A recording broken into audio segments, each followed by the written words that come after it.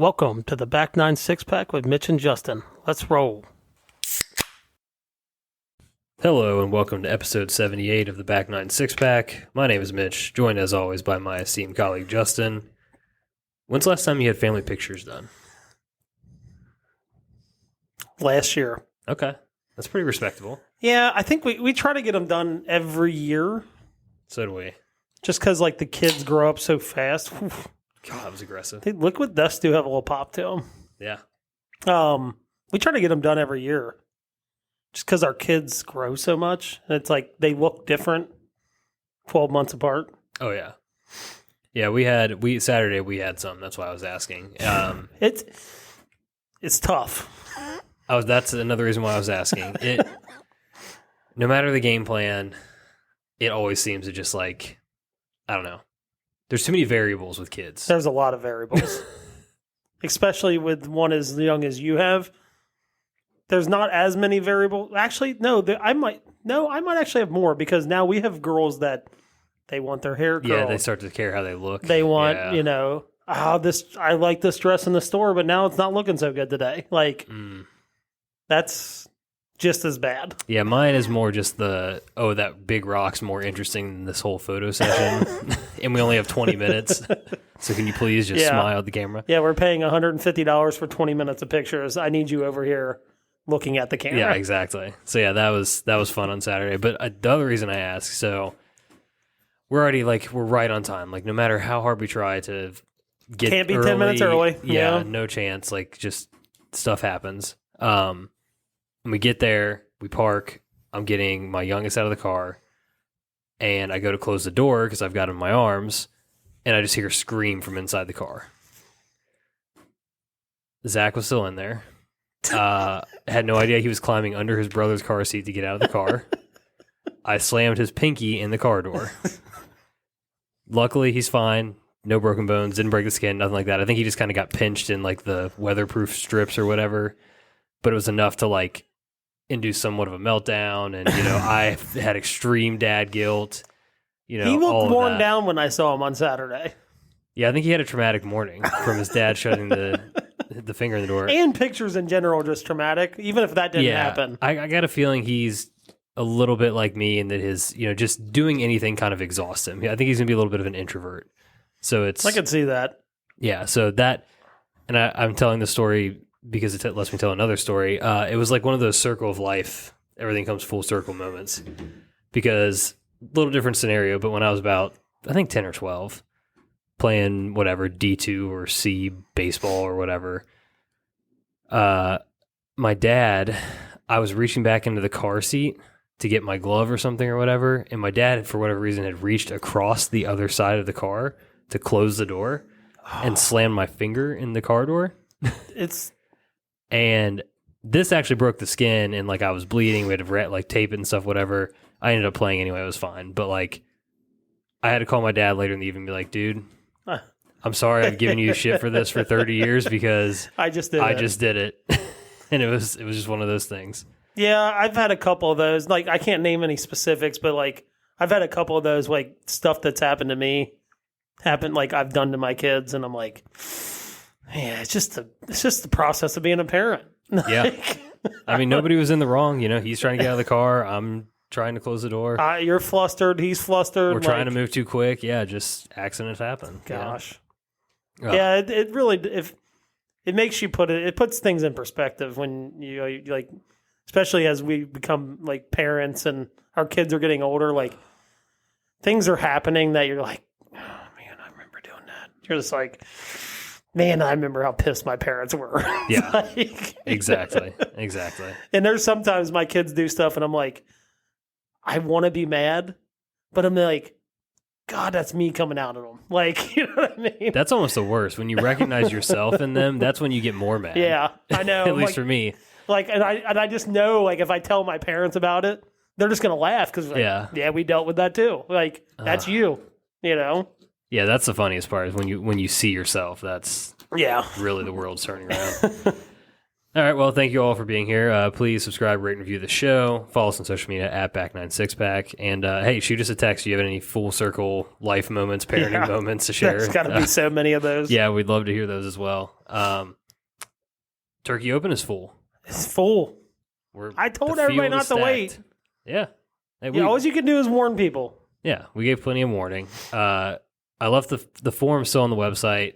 We might waitlist a couple people, but I would expect the 24 that are signed up to play.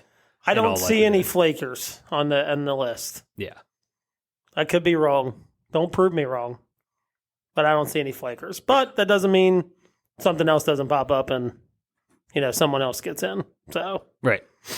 So yeah, if you want to be on the wait list, reach out to us, fill out the form. We'll probably leave it up for a little bit longer, but then we'll pull it down. So yeah, and I want to do like a by the numbers. I told you I pulled some stats and stuff, like low scores for each rotation and things like that. Maybe we'll put those on our Instagram this week. Yeah, that'd be cool. We'll figure some stuff out because I want to like dig through the field a little bit, maybe do some stuff around everybody playing, just add a little fun. And I think this year we're going to call out first timers. Yeah. I think that'd be pretty cool to do. So I think we're going to do that too. I was thinking about that. Yeah, that'd be sweet. So. All right, well, more to come on the Turkey Open. And if you did register, we'll probably get an email out here pretty soon with a few details or whatever. Probably won't have full hole starting stuff and all that, but yeah, probably not until like 10 days before, maybe 7 days before. Just a little bit of a welcome to the Turkey Open message. So, so you had another near-death experience on a golf course recently? Oh, yeah. Look, love my guy, Timmy. I love him to death.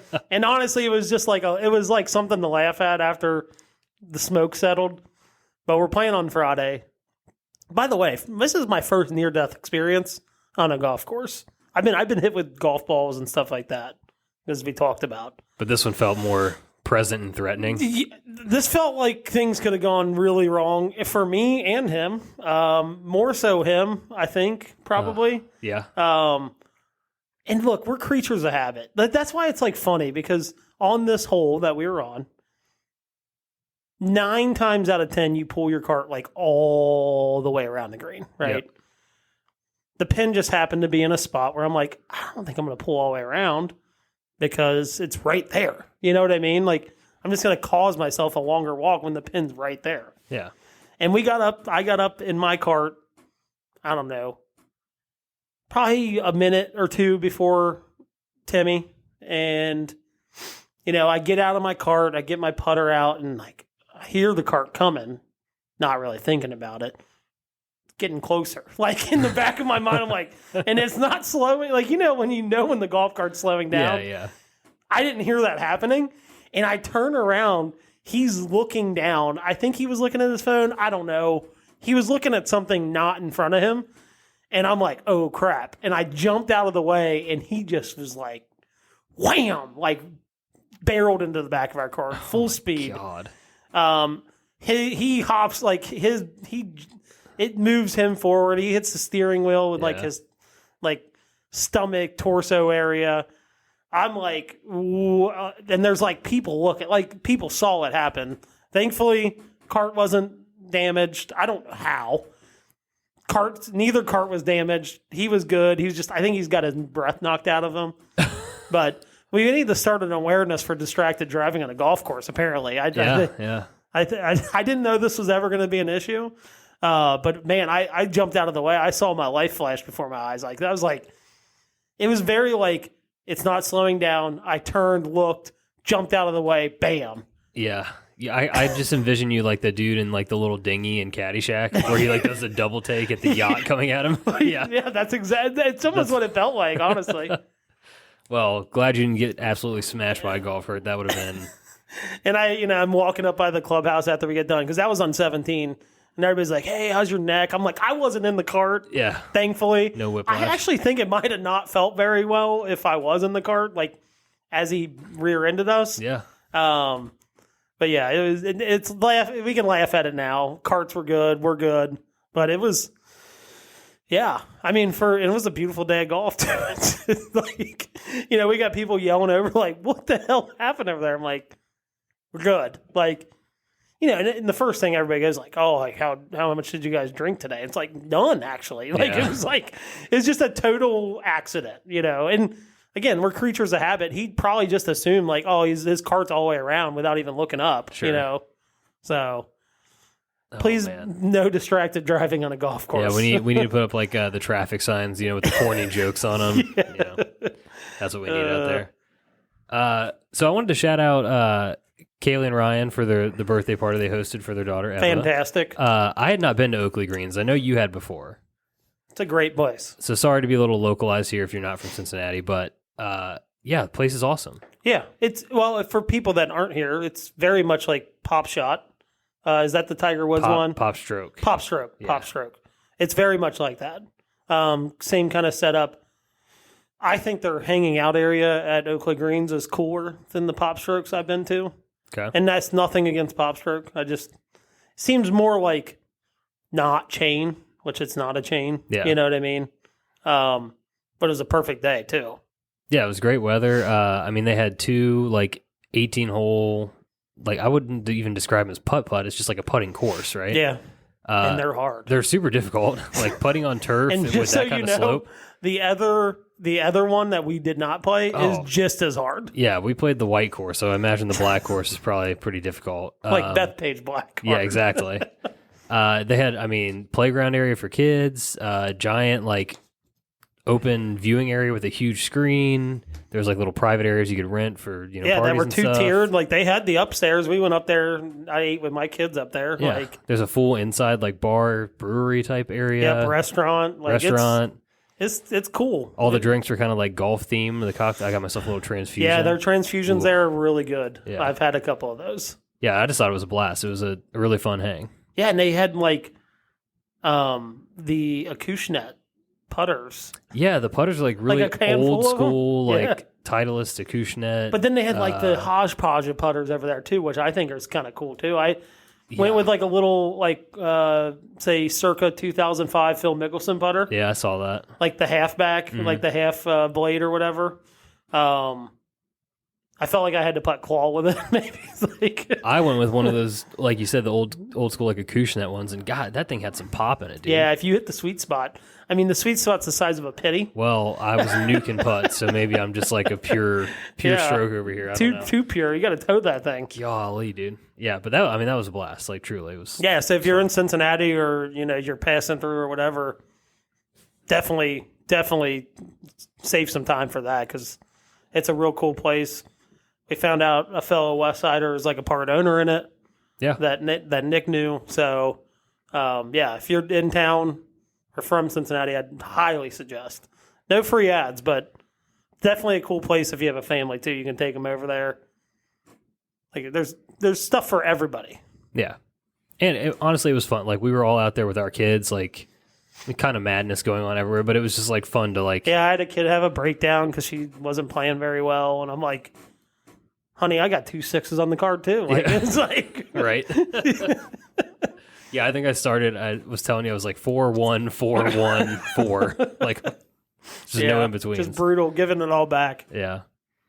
All right. Best thing you saw in golf this week. Next on the agenda. This is going to sound odd. Okay. Tom Kim breaking a locker. Wow. I didn't know that happened. You didn't know that? No, he's pissed because he lost? Yeah. Yeah, he broke a locker in the locker room after losing on Sunday. I guess would have been our Saturday, I guess. Yeah, they were in Korea, I think. Yeah. He broke a locker, obviously out of anger. And the reason I say that's the best thing is because I feel like a lot of guys right now are robots. And someone showing emotion. Look, I don't condone damaging locker rooms or whatever, but he admitted to it and he apologized. He said he's going to pay for it. So, but I think it's cool. It's cool to see someone show a little bit of emotion, right? Visible emotion. I don't know. There's just not a lot of that in the game right now. And I think someone caring that much, not even so much about the money, but it was in his home country, right? Right. He really wanted to win for all the reasons other than money. I thought that was kind of cool. I know, probably weird, but I thought that was. And that's my reasoning behind it. Yeah, no, I didn't know it happened. I wouldn't have thought about it that way, but I totally get what you're saying. To me, it's just more bad Tom Kim behavior. Get out here. I get it. I'm kidding. Like, damaging the course to me is like a big, absolutely not. Sure. I don't care what kind of emotion you're trying to show. But, like, to me, that's like, okay, he's post-round. He's in a place where he thinks kind of a safe space for that, for him to show a little bit of emotion. I don't particularly – I'd rather him do it in there than on the golf course, right? And damage the green like he did, where was that? In Memphis. I think he did it. Yeah. So – I mean, look, showing a little fire like he cares, I don't mind. And what I liked about it is he wanted to win that tournament for all the reasons other than the paycheck that came with it. Right. And I think that may be more of the cool part about it, to me anyway. But some people are going to think he's a spoiled brat and bad behavior. I get that too. It's fair. All right, for me, I'm hoping I get this right. I'm pretty sure this is correct. I read it. I caught it on Twitter at some point. Who knows what time of day it was. Ricky Fowler finished top 10 at the Zozo this week. It was the last PGA Tour event of the season, and that locked up his 16th straight season of having at least one top 10 on the PGA Tour. What a run. I mean, you got to hand it to him in some regards. It's a little – there was like a run that DJ had where it was like 10 or 12 straight years with a win. Obviously a little bit more impressive, but like – the fact that he's been around for 16 plus years is kind of crazy. That blows my mind. Yeah. And then, two, to be able to do that, especially with the big swings he's had in his career.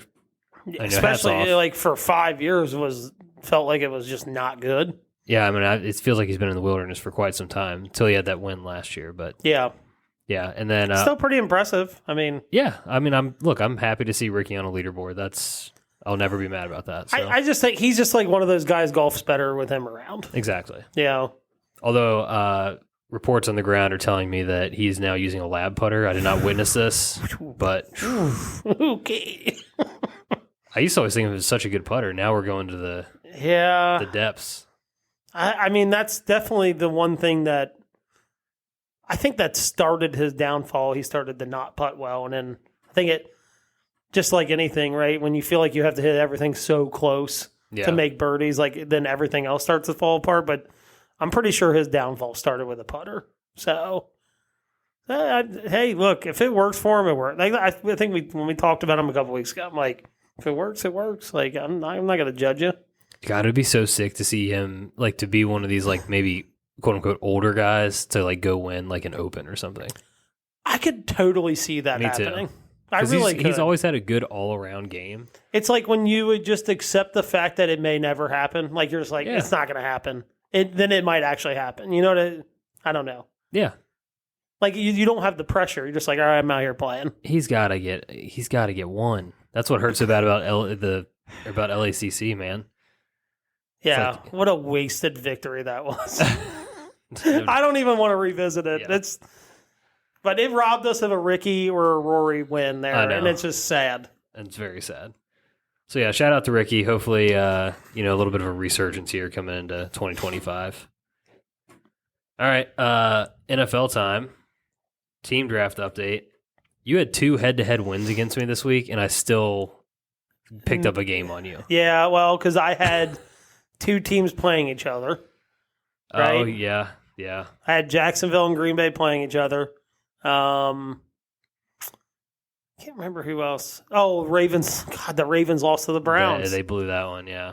Like, I was looking, I'm like, all right, I'm going to lose one, but I thought I had a legit chance at going 4-1 this week. Yep. Instead, you got flipped at the bottom and went 3-3. Your Niners beat my Cowboys. The Ravens blow it late to the Browns. Your Eagles stomped on my Bengals. Your Packers beat down your didn't beat down, but they beat your Jaguars. And the Dolphins, again, another like somewhat improbable loss. This game they should have won, and Cardinals just sneak. They hang around and they kick a last-second field goal. That's like the Cardinals playbook right now. And the Dolphins are just not good. It's tough. They're just not good. Like, I don't know. There's really no other way to say it. They're just not good. And I think I saw Javon Holland went down with a knee injury. I mean, Tua's back, so they can at least, like, move the ball now. But, man, that's... Does Tua know he's even playing football? I mean, that's... like, we could... He ran and slid. That happened. That was good. That's good progress. Well, baby steps, I guess. They're honestly, the Dolphins and Jaguars are absolutely killing you. That's 4-11 combined between them. Not great. Not good. So you're sitting at 24-22 overall. I am back above 500 though. You're 2 games above 500. Your top end teams are the Ravens blowing that game hurts bad, but yeah, I mean it's just like you look at the schedule like that's a win. Yeah, your top 4 they're all above 500. So, I mean, you're hanging strong there. And I think the Packers are probably my surprise. I think anybody thinking they'd be 6-2 at this point, even especially given an injury, and then he's day to day now. That wasn't like a serious injury, but I think them being at 6-2 is like realistically. I thought they'd be where the Ravens were, and the Ravens would be 6-2. Right. You know what I mean? Like flip flop those two. Right. Yeah. For me, my squad is just like completely buoyed by the Chiefs, Lions, and Texans. The Texans continue to just like win these games they shouldn't be winning. Like I don't know. They don't look good doing it, but they're winning right now. Yeah, and that's another team like it's not real healthy right now. I mean, Nico Collins, Steph Diggs went down yesterday. Yeah. Yeah, I don't know. They just seem a little off right now. We'll see how it goes. But if they keep winning, they keep winning. Like that's all the NFL is about. Yeah. Like you don't need style. It's not college football, right? Like you don't need style points. Winning in this league is so hard. Yeah. Incredibly hard. It's so hard. Unless you're the Chiefs, then it's really easy. They're 7-0. Again, just seems like another season's going to be like everyone's going to like try to pick against them because they just don't look that good, but they're just going to keep getting it done. Yeah, I mean, they're really in like that prime Patriots form, dude. Like where it's like everyone's trying to predict the demise and it doesn't happen. To me, the Patriots, it was like, okay, the Patriots beat people by out-coaching, which the Chiefs do. I mean, Andy Reid is probably one of the best coaches ever, but they get lucky a lot. Like, it's stupid luck. Oh, yeah, yeah.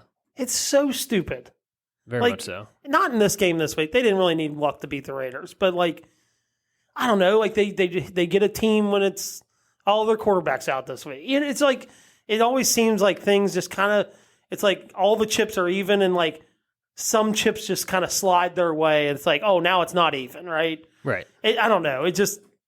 I was texting with somebody today, and who's a Bears fan, and he was like, "Rip my heart out," and it's like. Oh.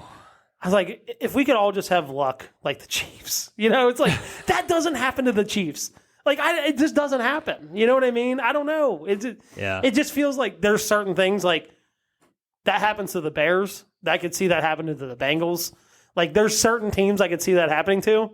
The Chiefs are definitely, that would never happen. Ever. No.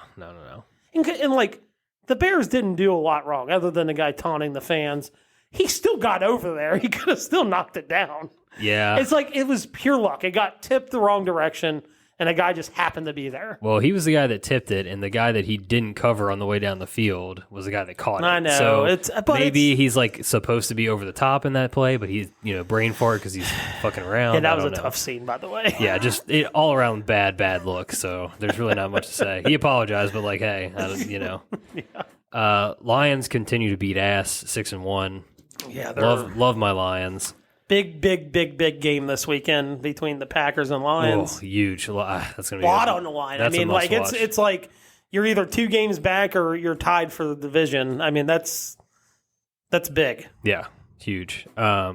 Falcons, they kind of eke it out against the Buccaneers. They try to lose, but they won. So that's that game was so weird. I was at the Bengals game yesterday, so I wasn't really tracking everything. Yeah. But every time the score came up, I'm like, oh, look, the Falcons are up 14. Wait a second, the Buccaneers are winning now? Like, what the hell happened? Yeah, they just could not slam the door. And then it was like, oh, they're back up 14. Okay, we're good. Like, and then it was like, wait a second, like, why is it a 3-point game right now? Right.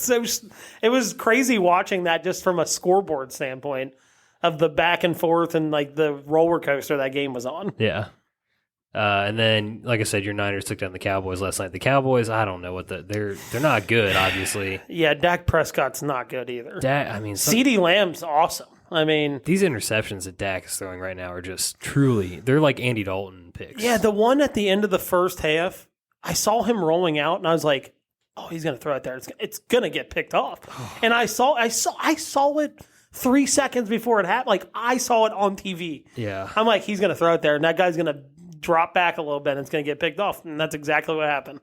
It's like, so how can I see it on TV 3 seconds before it even happens? Like, yeah, I mean, they have nothing on that offense behind CD, and that's the problem. No, it's CD, and that's it. I mean, and that's why he gets the ball 17 times a game, because it's like that he's the only one open. Yeah, I mean, and he's the only producer. They're rolling out Zeke and Dalvin Cook right now because Dowdle got sick or something yesterday. Jake Ferguson, I swear to God, like I hear that he's a decent tight end and he like does put up stats. I never see someone who looks like he's going to get hurt on every single play more than does Jake he not? Ferguson. He literally looks like he's hurt every play. Yeah, I know. It blows my mind. It's wild.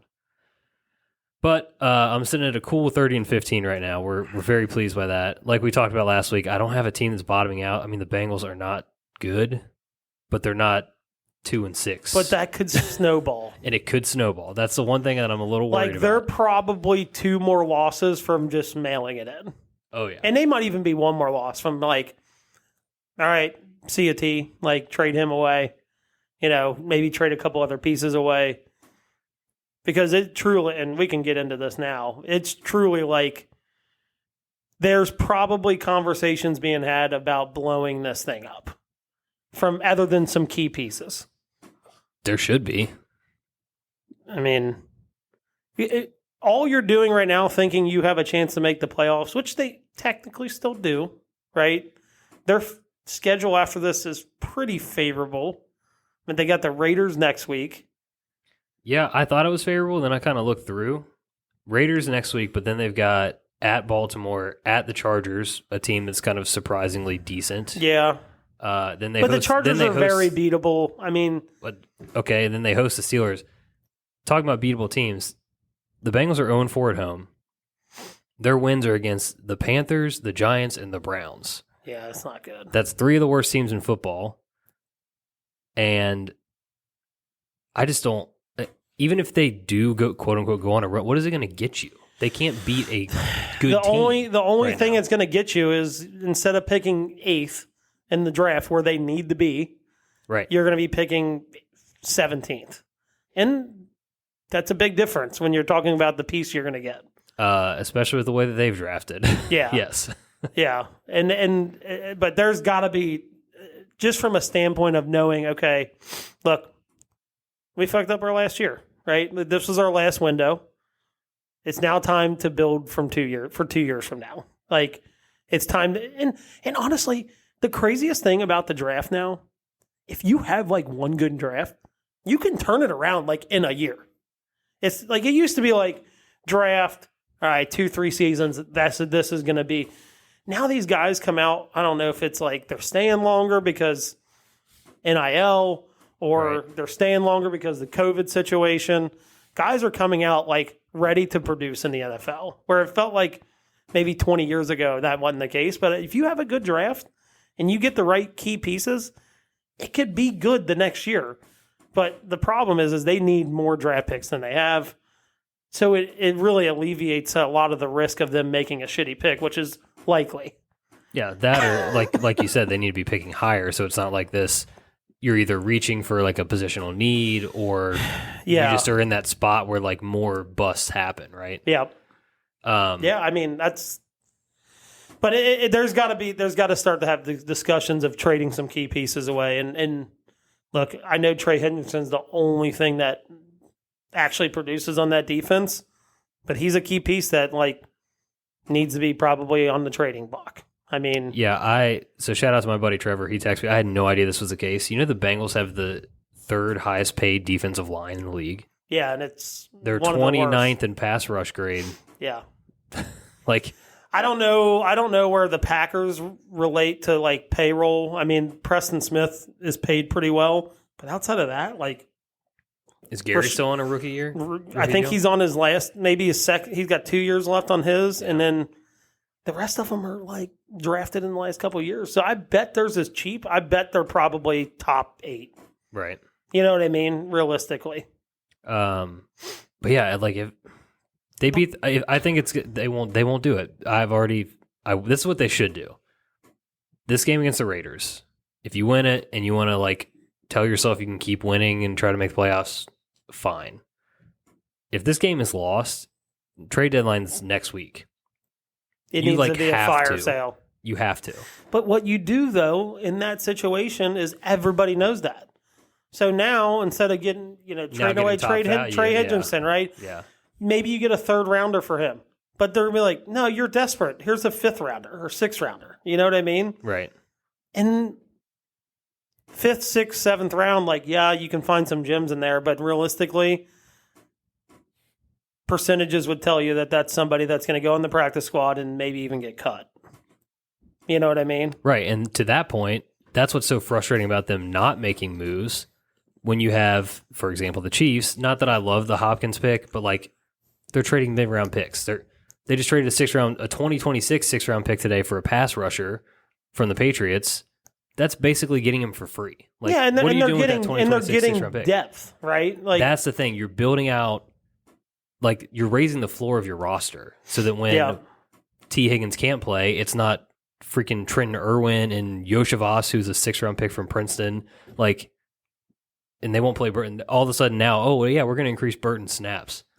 Well, no shit. That guy balled out in the preseason. You should have found a way to do that from the beginning. Like, I don't know, in game 1. Yeah. Instead, we're running like a 4-man tight end rotation. I think receivers outside of Chase, there were 2 catches. It was Burton's deep ball, and then I think Irwin had one underneath. Like, without T out there, they are dust on offense. Yeah.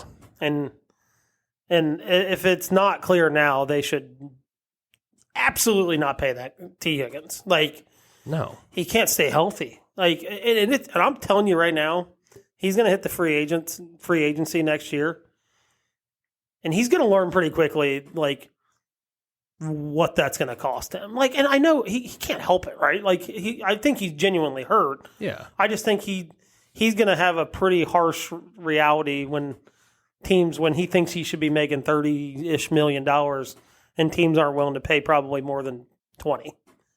You just can't pay a guy that's only going to play 11 games a year. I mean, I think he might still get paid. These I don't teams think are so thirsty. We'll see. We will see. But, yeah, I don't know. To me, if you're not a top 5 guy, which he's not, right? He's top 15 when he's playing in the entire league. Yeah. But if you're not a top 5 guy, a wide receiver that on a good day touches the ball 14 times, like why it's just like but finally baseball figured this out. It's like we need to be paying pitchers $400 million, not first baseman, because the pitcher has the ball in his hands way more than the first baseman does, right? It's the same thing, right? Like, why are you going to fork out all this money? Like, he's still going to get a good payday, but it's not going to – I don't think at this point with his health issues it's going to be as good as he thinks it's going to be. Yeah. I wouldn't be surprised if it's less than what he's on franchise tag right now per year. It would not surprise me. I mean, he's like 20-some million right now. It would not surprise me. Yeah, I could see it being cheaper than that too. Maybe more guarantee or longer term, but yeah. A couple more things just on the Bengals. I've started hate watching the Zach Taylor press conferences. This is where we're at. Yesterday after the game, he said that we're better than our record indicates, and no, you are what your record is. Yeah, I about walked into traffic.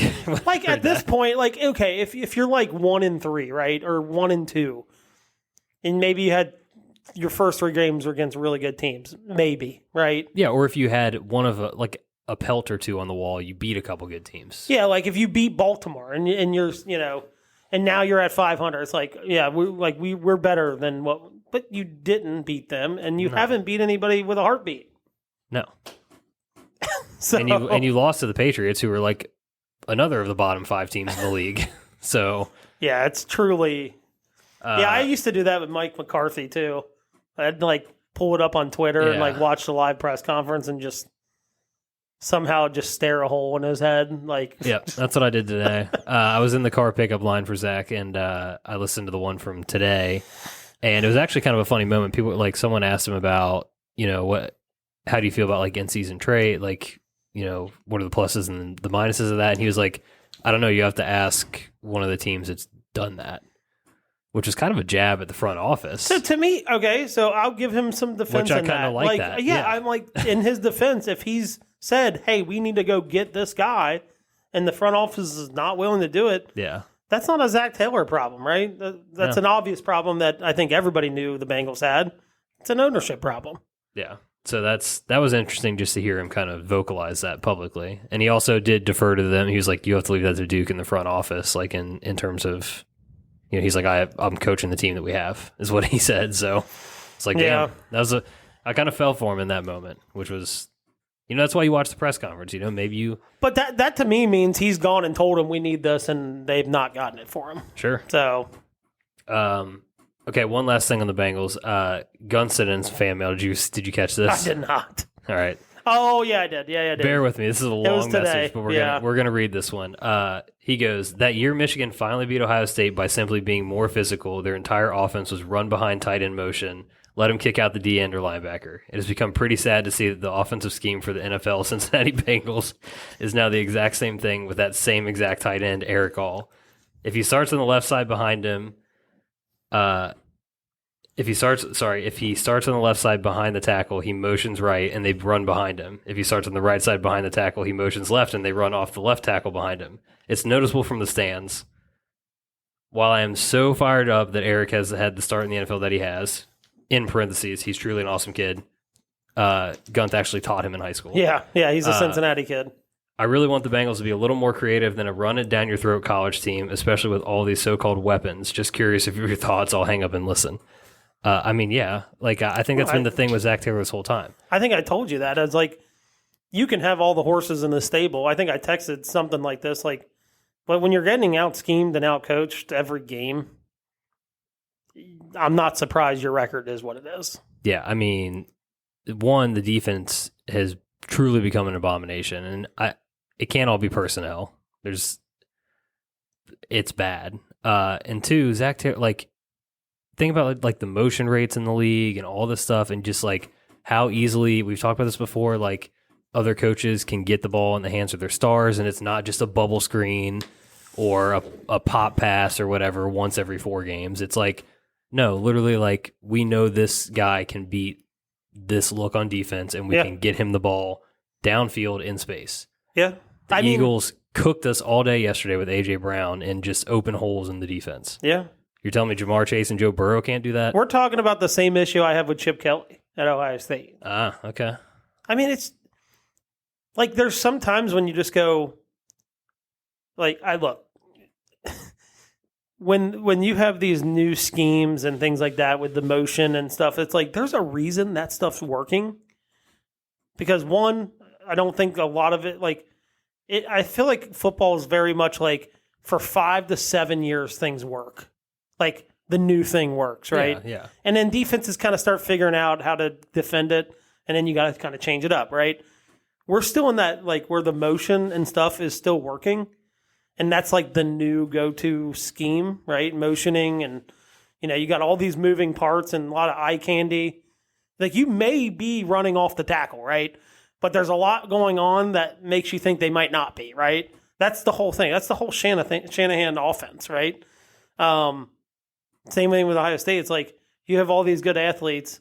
I get you want to just line them up and like let them go, but at the same time, it's like scheming them to get open. And same with the Bengals. Like, there's nothing wrong with that. That's not a diss on Jamar, right? It's just you're trying to get him the ball instead of getting him the ball 10 times. You're trying to get him the 15 to 17 touches, right? Yeah. I don't know. They clearly got out schemed and out coached yesterday. I mean, it was coming out in the second half. You're like, there's a team that has really good coaches on one side, and there's a team that has coaches that are just completely lost. Right. And I think I sent you guys the message today about how bad the offensive line has been, which is like even more crazy to me that Joe Burrow is PFF grades the best passer in the league right now. the offensive line is like 20-something overall. They're dead last in run blocking, and they're like in the mid-20s or low 20s in pass blocking. And your quarterback is still able to be that elite. The run game is non-existent. I think they both running backs yesterday averaged like 2.5 yards a carry. Yeah. And I think that's kind of what Gunt's talking about. Like, we cannot generate a single explosive play in the running game at all. The guy from Georgia, the tackle from Georgia for Philadelphia, I'm drawing a blank on his name. Jalen Carter. That guy's a menace. I know. Dude, multiple times yesterday. Yeah. Our guards, and look, I love me some Teddy Karras. Love him to death. Our guards and Teddy got made look pretty dumb a couple times yesterday. Like, really, really bad. Yeah, I mean, that's the difference between Georgia and a guy from, like, North Dakota State. No offense, but and a fifth-round pick from North Dakota State. And look, he may become one of the best tackles to ever play football because he's that good. Yeah. But, my goodness, and it goes back to scheme. It's like, so why are we letting him go one-on-one? Like, why we continue to let this happen, right? It's kind of one of those things where it's like, yeah, I don't know. Like, I love Zach Taylor. I think he's a great guy. I don't think he's that bad of a football coach. I just think it kind of leads back to, like, when you have a guy like Andy Reid, he's like, he can go back and, hey, you know, like, we had this happen in Philadelphia where we got in this slump and we started doing, you know, he can kind of draw back on past things. A new coach like Zach Taylor doesn't have that, right? He's kind of learning on the job. But I mean, that's such a good example, though, too, of, like, think about the creativity in Andy Reid's offense. Yeah. Motion. Some of the wildest plays you'll ever see. And I'm not even asking, like, I don't need trick plays and stuff. But you're just like, put the guys in position to succeed and use their skill sets the right way. Yeah, but I think that's exactly what we were talking about. Like, they may just be running it up the middle, but you have no idea until it's happening, right? Right. Like, there's just so much more going on in their offense that you have to worry about. And instead of, like, they're lining up and you're like, this is definitely a run up the middle. Or this is definitely a run behind the guard. Like, yeah, it's predictable. Their offense is very predictable. Everybody knew on 4th and 1 what they were doing. As soon as you saw Jamar running back and forth behind the line, you're like, this is going to be like a 2-yard out. And it wasn't even 2 yards. He didn't even. It was he caught the ball screen behind the line. line. Yeah. And Zach in his press conference today was like, you know, that's just the wrong call. Like, I put the team in a bad position. I'm like, yeah, no shit. Yeah. Now you're telling us that? Why'd you call the play? But that's the perfect example, right? Like, as soon as he started doing that, Philadelphia's defense was like, we don't have to guard anybody else. Like, we just have to guard him. So, like, essentially it took 10 other guys out of the play. Like, it's like, this is all that's happening. I just don't know what has happened to, like, the neutering of the offense. It's like, I think he just got to a point of playing scared or something. Yeah. Because, like, if you think back to the Super Bowl run and even the year after, like, those games with the Chiefs, like, there were like 4th and 2 plays that are, like, deep ball touchdowns to Jamar. Yeah. Like, and we just don't do that. Like, I said that on the 3rd and 1 before the 4th and 1. I'm like, look, if you know you're dead set, like, we're going for it on 4th and 1. Why not throw? Like, play action off of that on 3rd and 1 and try to get a chunk play, right? If you know, like, we've got 2 plays to get 1 yard, let's take a chance here. They're not going to be expecting it. They're going to be expecting, like, hey, they're just going to be trying to pick up the first down. So, like, if I'm thinking that in the stands, but as soon as they lined up, I said, this is a run play. Like, God, I don't even brutal like, run play. It didn't even cross your mind like they would pass it. That's probably the worst part. But if, like, an Andy Reid team lines up in that, a 3rd and 1, you're like down 7. Like, they probably got 2 downs here. You're like, they might be throwing the ball here. Like, and it might not be like, hey, I get the first down throw. Like, it might be over the top. Yeah. So, like, your mind, and as soon as your mind starts doing that, and then say you do run it, there's running room, right? Well, and plus, the way the game's officiated, like, you just have, there's so many more better things that can happen on a pass play than a run play. Like, way more. It literally, like, the rules are built for passing teams. There right? is illegal contact, holding, pass interference. Anything. Your guy can roast them. Like, yeah, you get beat by a step, and the guy might just tackle you out of the fear of giving up a touchdown. Yeah, right? There's so many outs on a pass play compared to a run play. Yeah, it's. So yeah, that just. Again, like we mentioned, lack of creativity and Zach Taylor reacting to the game, not dictating the game. Like, they felt like they had to go for it on fourth there because they were down a touchdown. I mean, you punt the ball away there, you stop them, you get the ball back in good field position, kind of like what Gunth was texting about yesterday, versus you don't get that. They get like 0 yards, but they get a free 3 points, essentially. Yeah. So it's like just not knowing when to do it. Yeah, and then you automatically put yourself down 2 scores, and right? It's like other times in the game, he's settling for 55-yard field goals. It's just like there's no consistency or like, I don't know. Just feels desperate. Well, like in comparison, and we can this real quick, like yesterday, Packers get the ball back, tie game, minute 40 left, backup quarterback, by the way. And my guy Matt LaFleur cooked one up. Did like a crossing wheel route with their best player, right? I bet Jacksonville's probably like, they're just going to, like, because they did a couple run plays and they're like, okay, let's feel out the clock. We don't want to give the ball back too much time. Maybe we just take it in overtime. They had a couple good run plays, and then he just cooked one up, and 40 yards later, field goal win. But it was a creative play. It's like you had Jaden Reed almost come out of the backfield across the entire play and then up the sideline on a play action. Like, it was like you just would never see that from Zach Taylor. To me, Zach Taylor in that situation with Browning in would have been like, let's run it out and take it into overtime. I mean, seriously, like you can't say no to that because he literally tried to run it out and kick a 50-yard field goal to win a game in overtime.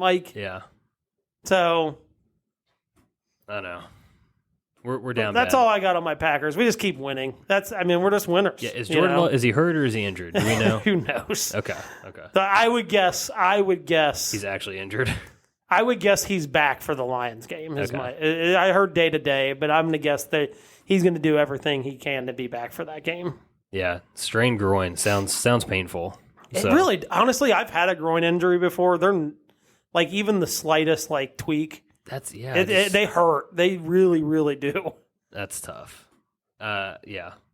So like when they said groin when like the game was going on, like even if it's not that big, like I could see him just being like, and they might have been like, look, this game in the grand scheme of things doesn't really matter that much. Like it does, but maybe they're like, we don't want to test it when we have the Lions next week.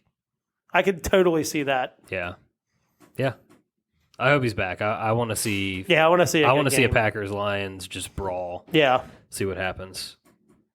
All right, on to fan mail. We got quite a bit of fan mail this week. Yeah, we did. We got a lot actually, which is actually good. We like that.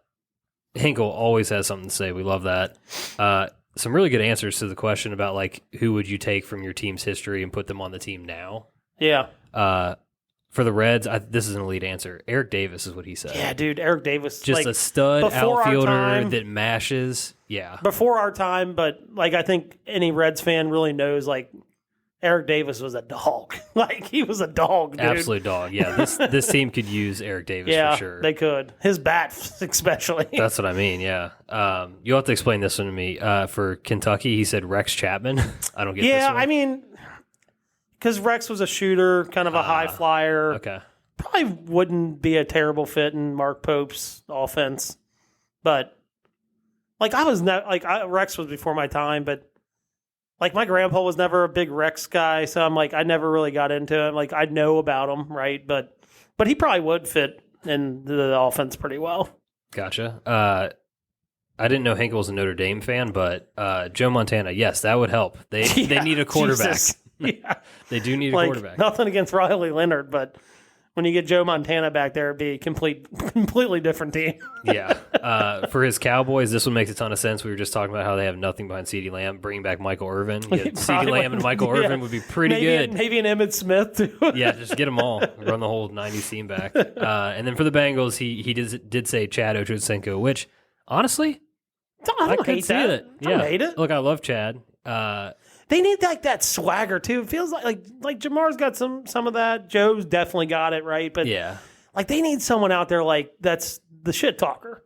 Yeah, it doesn't seem like they have. They don't have a dog on defense. No, they don't. They need that attitude. Yeah, they need that attitude on the defensive side for sure. Yeah, but it would be pretty electric to have Jamar and Chad out there. I mean, that's some top tier route running and just fun, really, on the field. Yep. So this message from Tommy Turndogs, I I don't know if this is an actual reference to something or not, but his question essentially boils down to, all right, so you hit like a bomb down the middle, you chunk the wedge or whatever you have in, then you just drop one down and hit it, and then you hit it to like inside 5-8 feet, whatever. And they refer to that ball as a Carl ball. Carl with a K, and they're saying obviously anytime that you do that, like you're a scratch handicap. Like Carl is always a scratch handicap. So he wants to know what we call the second ball. So I don't call it anything, but like many of times I've like thrown the ball back down, made the second putt, and I was just like, my second golfer is like top 10 on the FedEx points. I've always heard people say like second guy's always better or second man's better or whatever. Yeah, but I usually use that line like my second golfer is top. He's in the, what do they call that? The Comcast business top 10. Yeah, like, exactly. Yeah, I was racking my brain for like something because I need to come up with something for this. This is a good thing that should have a name. Right? It should.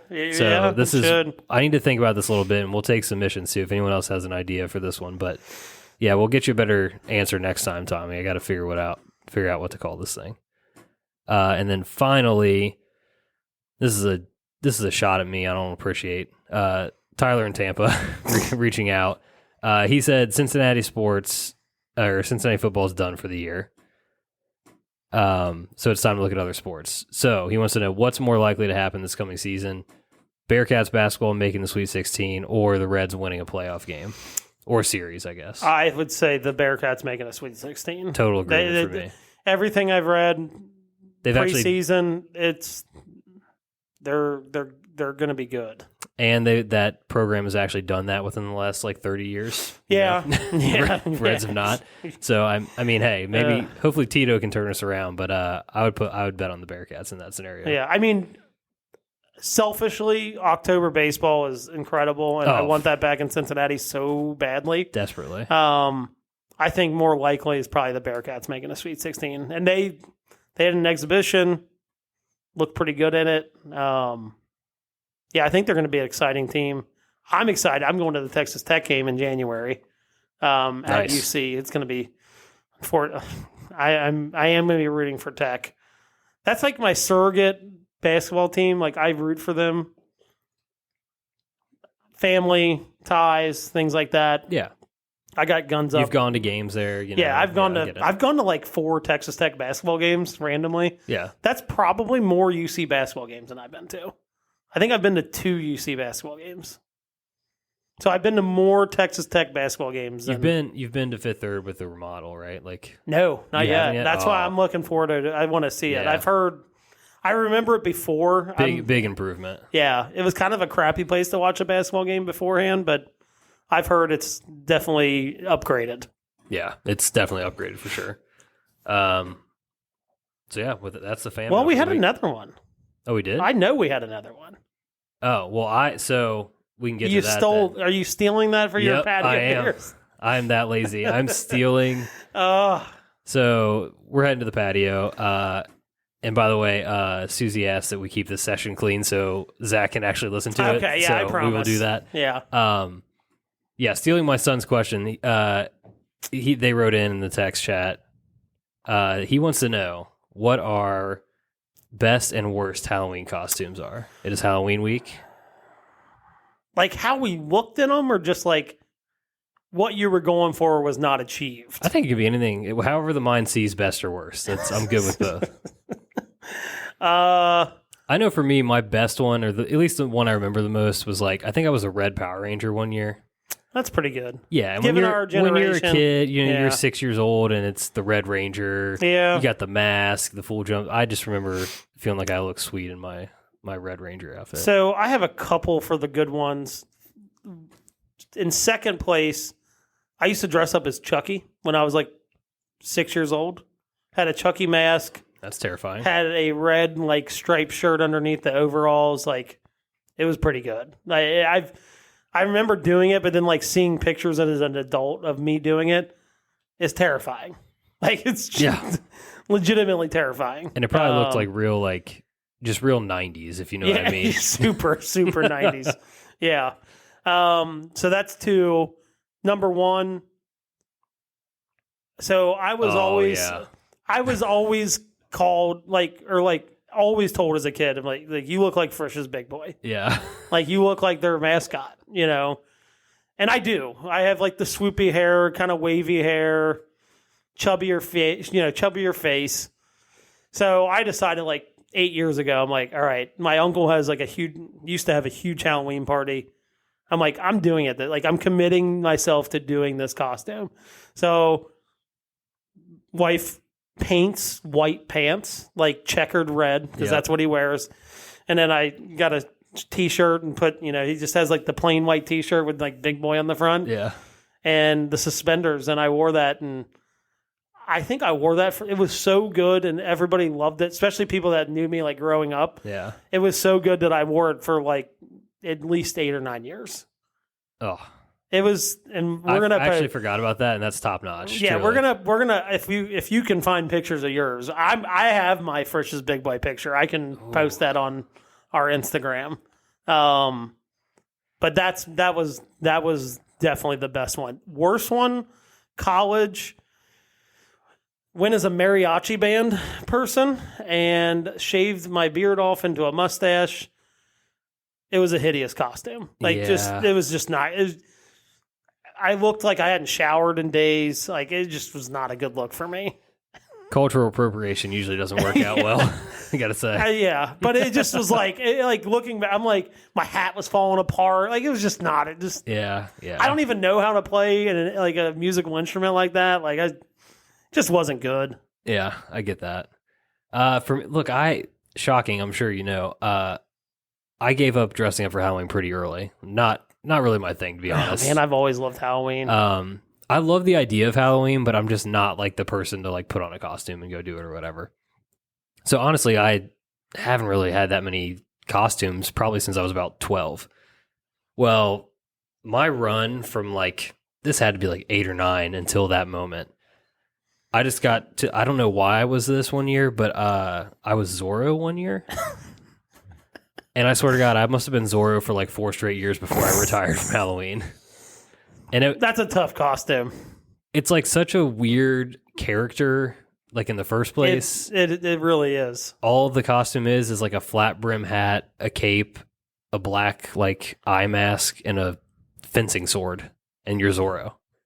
And so I had this costume and I wore it for like 4, just because it was like, oh, I got to dress up again, like whatever, put this thing on because I had it. And like I said, I was that for far too many years than a kid should be Zorro for Halloween. Definitely the worst Zorro's just like, I don't know, it's just like a weird, it's like a weird character. Yeah. I don't know much about Zorro other than I think there was a movie he looks kind of like the Hamburglar a little bit. Oh, you know what? Kind of does. Maybe like minus like the jailbird outfit. Yeah, he does kind of look like the Hamburglar. Yeah, that was like a big 70s thing, wasn't it? Like, I think Zorro, so. And then I think Antonio Banderas, they had a movie that came out sometime maybe in the 90s, or the 2000s, and that's why it was a thing again. And that movie was probably trash. I've never seen it, but it was probably trash. Yeah, I'd venture to say it was bad. Yeah. So yeah, me as Zorro, pretty bad. I'm trying to those are the main costumes I've ever had. As soon as I found something that I liked.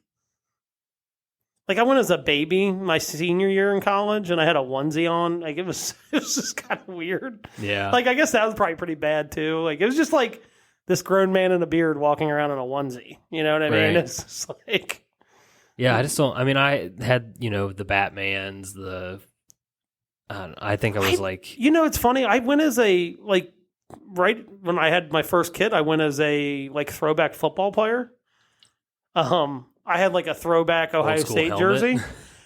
So it wasn't a helmet. It looked like a leather helmet, but it was actually a Quidditch helmet. Oh. From Harry Potter. Yeah. And I was like, that looks like a leather football helmet. So I'm and I had a throwback. I'm I'm going to be a throwback football player. Yeah. It was kind of cool. It looked good. It looked good. Yeah. Yeah. So those were the main ones.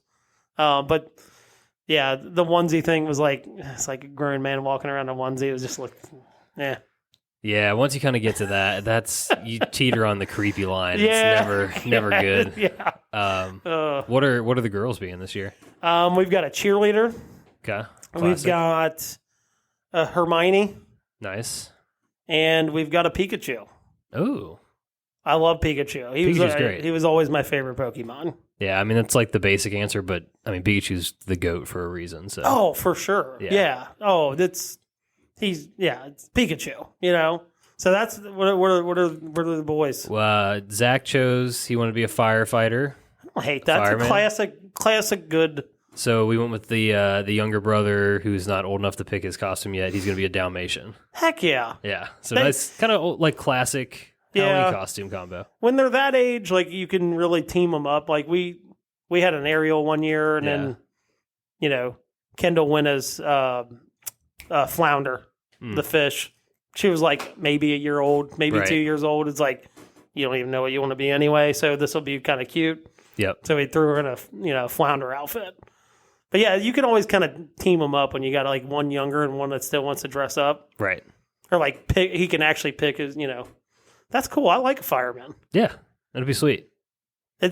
What was it, the Office episode? Which one? When he goes, why is it a day when we dress up as a labor worker? And like he's talking. Man. You remember that? Like, I think it was Robert California. He was talking. He was like, of a day of fantasy, you dress up as a laborer. I don't remember it, but Robert California rules. Yeah. Very underrated character. Yeah. I've been going back in like Parks and Rec Halloween episodes, Office Halloween episodes. I've been going back and like watching those over the last week. Because they're just the holiday themed like shows like that, especially like Parks and Rec and Office. Yeah. Top notch. Yeah, we watch the Christmas Office episodes every Christmas time. Yeah, so. we started doing that, I think, last year or 2 years ago, because those are, again, some of the best episodes. Oh, yeah, for sure. All right. So we've got a birthday coming up, and it jolted something in me, because it kind of started, whenever we plan a birthday, like the one we went to on Saturday, it's like what my favorite birthday parties were. Did you have like a favorite party when you were a kid? Like something you did on your birthday? Maybe not even a party, like something your parents took you to do for your birthday. Nothing's immediately coming to mind. I'm sure there were some pretty good ones. But I'm, one of the people, I've got a November birthday, right? So it's like kind of cuts in half the things you can do just weather-wise around here. But my favorite ones, my grandpa had a nice chunk of land out in Ross, and my parents would just let me invite buddies out there, and we would just like literally just like play football and eat pizza, essentially. And it's like mid-November, just heck yeah, playing football for a few hours. Chilly outside. Yeah, it was awesome. Those are kind of my most memorable ones. There were some others like, you might have like a Pokemon theme. I was big into Pokemon cards and Game Boy and all that stuff. We have some of those, but yeah, I can't think of anything off the top of my head that like I went and did per se. So as a kid, dude, I had this crush as a kid. Oh no. Her name is Susan. She was like 6 years older than me, maybe 5. And I remember having a skate party at Skating Place. Skating Place, yeah. Over in Coleraine, and she came to my birthday. I was like 7. You felt like a king. Oh my gosh. I felt like the biggest guy in the room. Like untouchable. 5 years older than me who I have a crush on came to my birthday. It wasn't even necessarily the skating. It was just like she was there. You know what I mean? It was very memorable for me. Sure. As an adult, I was in Mexico 2 years ago for my birthday. Or actually, I was on a plane heading to Mexico. That was a lot of fun. Yeah. A lot of fun. Yeah. Adult-wise, I mean, there's the obvious, Susie threw me a surprise party one year. I can't remember if I've told that story or not. Oh, yeah, you've told that story. Okay, so that's memorable for that reason. And I super thoughtful too. Like I would have never thought in my life that I would have a surprise party or ever asked for one. I don't think I've ever had a surprise party. Having someone actually like arrange that for you is really cool. So yeah, shout out to her for that one. That's like definitely the most memorable of my adult life. I can honestly, like, I don't even really remember what I did for my 21st. Yeah, I mean, like, that's a big milestone one. But I mean, you shouldn't remember, right? That's probably the problem, honestly. I was in California for my 21st birthday playing in a golf tournament. That's right. You told that story. Like, I had a really cool 30th birthday. We went out to, this was obviously before gambling was legal in Ohio. We went out to Lawrenceburg to their sports book. Oh, nice. Watched some college basketball, came back over, had dinner, went out around here. And then it just so happened, like, the world shut down 14 days later. Oh, wow. It was COVID, right before COVID. Yeah. But that was a cool birthday. Like, I mean, like, adult ones, I feel like, like, you have, like, a childhood one that, like, brings up good memories, but, like, I feel like the adult ones can be more fun, obviously. Yeah, you have more resources. You kind of can pick and choose. Yeah, like, hey, I'm going to take a day and go do this. Yeah. You know? Yeah. That's always fun. Yeah, a lot of mine have centered around football. It's football season. So, like, you know, like, nowadays, basically, like, because we make it a point in my family to celebrate everybody's birthday and kind of get together. So, like, the last few years, it's been like, all right, everybody come out to our house. We're just going to watch football, get some wings, make chili, whatever, and just have, like, a chill. Yep. That's what I would be doing anyway. So, yeah, you know, I mean, yeah, exactly. Make it about me, I guess. I did something really bad this weekend with a birthday. So, our neighbor, Seth, wake up on Saturday, I'm like, oh, it's his birthday. I don't even know why I said, I was like, dude, I'm going to ice him. Oh. And so we texted his wife, like, hey, are you guys home? Yeah, we're home. Hey, we're leaving the house about 12. Like, I'm going to run it up, put it on the front porch. Like, you can't open the door. Like, if you open it, you got to drink it. Those are the rules. I don't make the rules around here. I don't make the ice rules, yeah. I said, you got to make sure he opens the door, but I need you aware, like, we're coming. And so I laid it out there. He opens the door and he's just like, starts shaking his head. and then now it's like, I know, I know one's coming for me. Yep. On my birthday. And I'm looking and it's like, I think my birthday is like a Monday. It's like, I wake up Monday morning at 9:00, open the front door, and I'm at the chug a Smirnoff. So yeah. Menace. That's what I am. Yeah, that's, you know, you started that war. That's the thing. So honestly, you just kind of have to hope he forgets more than anything. I don't think he's gonna forget this. Yeah, that's probably true. It was like, I don't know, like 11:45 in the morning. Like, this will be fun for you to do. This is going to be an annual thing now. I think it is, and you guys are going to have to continue to one up each other on how you get iced. Yeah, which is going to be a blast to follow. And I have a feeling that I might get, like, have you ever seen like the 24-ounce ices? Oh yeah, the big daddies. I have a feeling that's the one I'm getting. Like, yeah. Not to give him any ideas, because he does listen to the show. So every once in a while. Well, I think it's like he misses a couple episodes here and there, but he has definitely listened, and that makes me nervous that I just. Well, I hope he hears this one, and I hope he gets creative with the icing that's coming in March. Gosh. So, all right, that's a good enough note to end it on. Yeah. Thank you all for listening. Again, please subscribe, rate, and review the show. We appreciate that. Follow us on social media at Back9Sixpack. And until next time, cheers. See ya. Thank you for listening to another episode of the Back9Sixpack. Be sure to follow us on Instagram and Twitter at Back9Sixpack for all your content needs. We'll see you guys next week. Cheers.